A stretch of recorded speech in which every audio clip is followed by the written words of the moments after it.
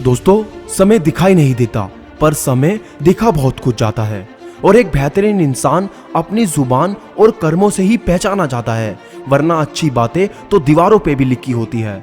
और मिट्टी का मटका और परिवार की कीमत सिर्फ बनाने वाले को ही पता होती है, तोड़ने वाले को नहीं।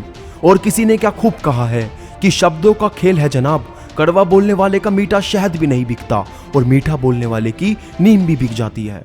और गलती नीम की नहीं कि वो कड़वी है, खुदगर्जी जीव की है कि उसे मीठा पसंद है।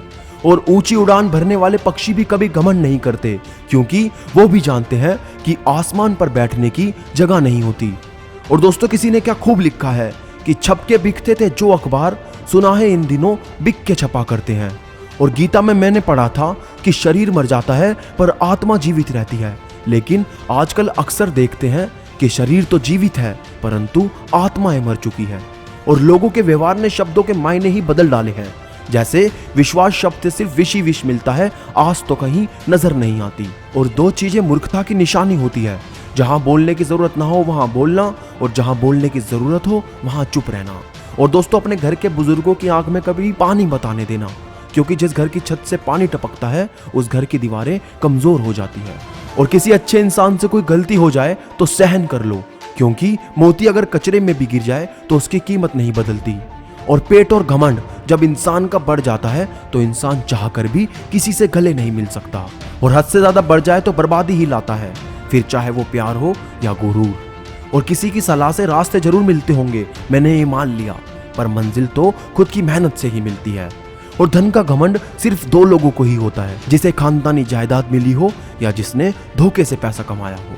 और दोस्तों, महल हो या झोपड़ी, अपना घर अपना होता है। और क्या खूब कहा है किसी ने कि सांस के साथ अकेला चल रहा था और सांस गई तो सब साथ चलने लगे। और ख्वाहिशों का कैदी हूं, मुझे हकीकत सजा देती है। आसान चीजों का शौक नहीं, मुझे मुश्किलें मजा देती है।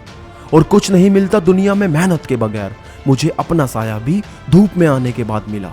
और किसी गरीब की झोली में जब मैंने एक सिक्का डाला तब पता चला कि महंगाई के इस दौर में दुआएं आज भी कितनी सस्ती हैं।